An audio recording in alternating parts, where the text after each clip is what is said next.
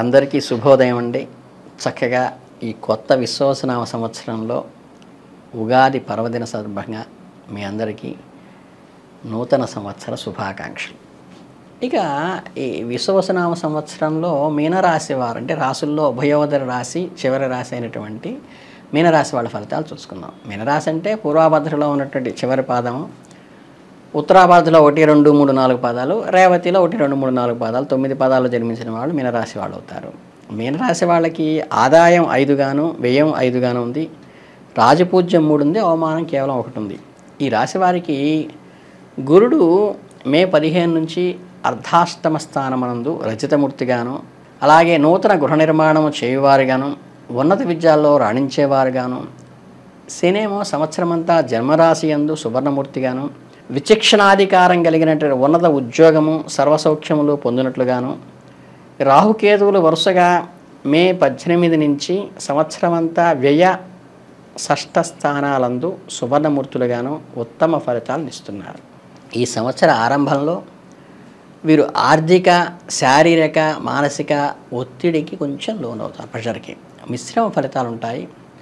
ఒకవైపు పరస్పర సామరస్య అవగాహన లోపం వలన కుటుంబపరమైన సమస్యల ఒత్తిడులను అధిగమిస్తూనే అదే సమయంలో విద్యా ఉద్యోగ విషయాల్లో వృత్తిపరంగా మంచి విషయాలను సాధించగలుగుతారు. ప్రతి పని పూర్తి శ్రద్ధతో చేస్తారు. మంచి పనులకు ధనం వెచ్చిస్తారు. అంటే ఎక్స్పెండిచర్ అవుతుంది కానీ మనకి గుడ్ వర్క్స్కే ఉపయోగిస్తారు. దూర ప్రయాణాలు చేసే అంటే లాంగ్ జర్నీస్ చేసే అవకాశం వస్తుంది. మే నెలాఖరు నాటికి స్థానచలనం కూడా కలిగే అవకాశం ఉంది. అక్టోబర్ నెలలో గురువు పుత్రస్థానం అనే పంచమ స్థానంలో ఉన్నప్పుడు సంతానానికి అభివృద్ధి కలుగుతుంది. చక్కగా పిల్లలు ఎదిగి పైకి వస్తారు. మీ అవగాహన లోపం వల్ల డిసెంబర్లో కుటుంబ సమస్యలు పెరిగే అవకాశం ఉంది. కొంచెం ఎదురెదుతున్నామా అన్న పరిస్థితి కూడా వస్తుంది. దాన్ని తదుపరి నెలలో అధిగమిస్తారు. ఈ రాశివారికి ఏలినాటి శని ప్రభావం వలన క్రమశిక్షణ, నియంత్రణ, సచ్చీలత ఆచరించడం అనే సత్ఫలితాలు పొందుతారు. ఆధ్యాత్మిక ఎదుగుదల, దైవ బలము, ఎంతటి కష్టతరమైన పనైనా సాధించగలుగుతారు.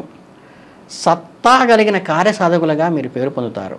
సోమరితనాన్ని విడనాడాలి. నిర్లిప్తత కలగకుండా ఉండేటు మానసిక స్థైర్యాన్ని పెంచుకోవాలి.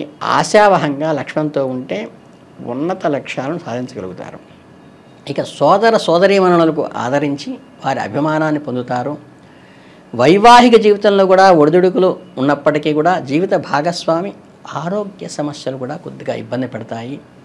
మీ సంబంధాలు అంతంత మాత్రంగా ఉంటాయి. దాన్ని బలపరుచుకోండి.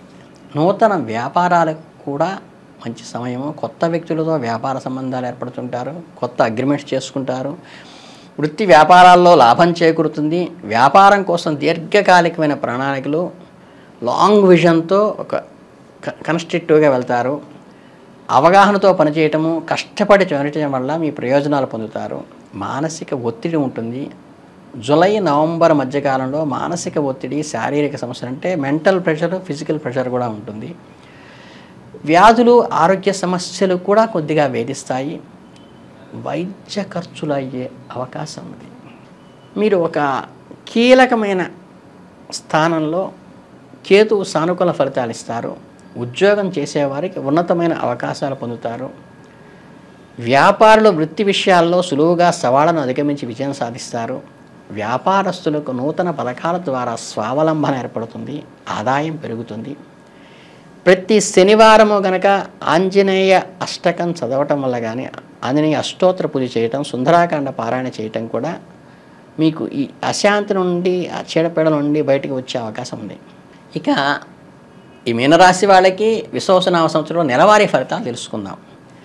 మొదటి నెల అయినటువంటి ఆంగ్ల మాసమైన ఏప్రిల్ 2025లో ఆత్మవిశ్వాసము, కార్యనిర్వహణ మరియు 10 మందిని ప్రోత్సహించడం, ముందుకు నడిపించే సామర్థ్యం ఉంటుంది.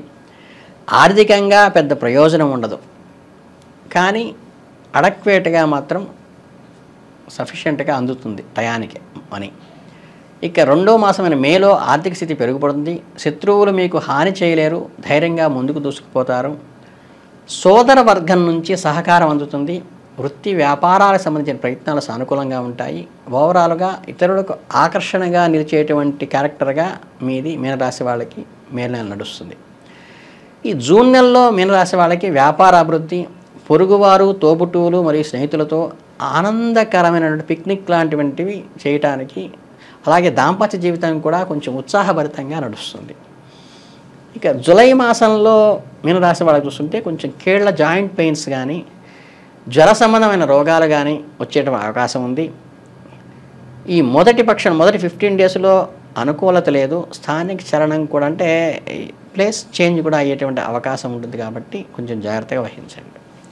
ఈ ఆగస్టు మాసానికి వచ్చేసరికి మీనరాశి వాళ్ళకి సంతానం నుండి శుభవార్తలు వింటారు, ఆర్థిక వృద్ధి ఉంటుంది, సృజనాత్మకంగా ఉండి అందరి మన్ననలు పొందుతారు, ఉద్యోగంలో కూడా ఒక ప్రమోషన్ లాంటి స్థితి కలుగుతుంది.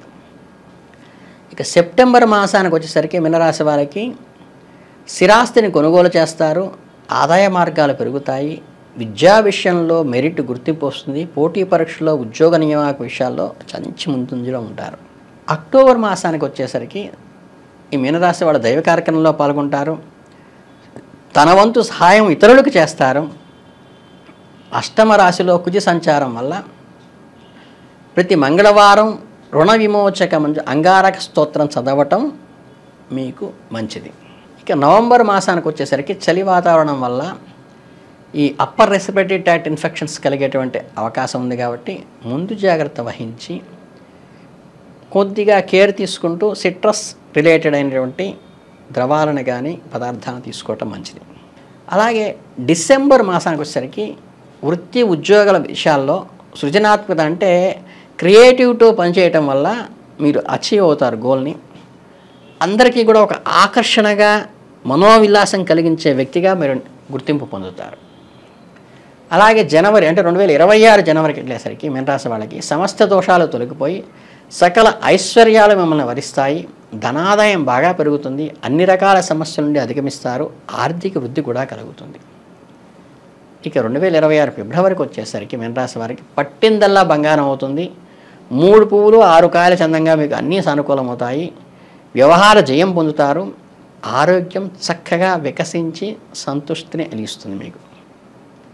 ఇక విశ్వాసనామ సంవత్సరంలో చివరి మాసమైనటువంటి ఆంగ్లంలో మార్చి 2026కి వచ్చేసరికి నిర్లిప్తత మరియు నిస్తేజం ఆవహిస్తుంది.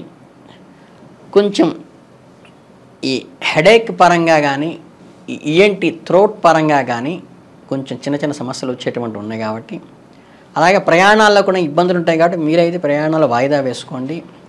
మీరు అత్యంత ఉత్సాహంతో ముందుకు వెళ్ళడానికి, సంతృప్తినివ్వడానికి ఇది పనికొస్తుంది. కనుక మన విశ్వాసనామ సంవత్సరం మొత్తం ఫలితాలు చూసుకుంటే మీనరాశి వాళ్ళకి మంచి అభివృద్ధిలోకే వస్తుంది. ఉన్నత శిఖరాలకు ఎదగడానికి కానీ, కొత్త అగ్రిమెంట్ రాసుకోవడానికి కానీ, కొత్తమైనటువంటి క్రియేటివిటీలో ముందుకు వెళ్ళటానికి చాలా అనుకూలవంతమైన ఉంటుంది. ఈ హనుమద్ ఉపాసన చేసుకోవటం మటుకు మర్చిపోవద్దు. సుందరాకాండ పారాయణ కానీ, లేకపోతే హనుమత్ మంగళాష్టకం కానీ చదువుకోవటం. అది రాని వాళ్ళు కేవలం ఆంజనేయ అష్టోత్తర శతనామ అవళి అని స్తోత్రం ఉంటుంది, 5-6 నిమిషాలు అయిపోతుంది. అది నిత్యం అనుష్ఠానం చేసుకుంటూ హనుమత్ దేవాలయానికి మంగళవారం ప్రదక్షిణ చేయటం కానీ, సింధూరంతో అలంకరించి ఆకుపూజ లాంటివి చేయటం, వడమాల పూజ చేయటం లాంటివి కూడా మీకు కలిసి వస్తాయి. కనుక మీ అందరికీ మీనరాశి వాళ్ళకి ఆయురారోగ్య ఐశ్వర్యాలతో ఈ సంవత్సరం చాలా ముందుకు వెళ్ళాలని మనస్ఫూర్తిగా కోరుకుంటూ ధన్యవాదాలు.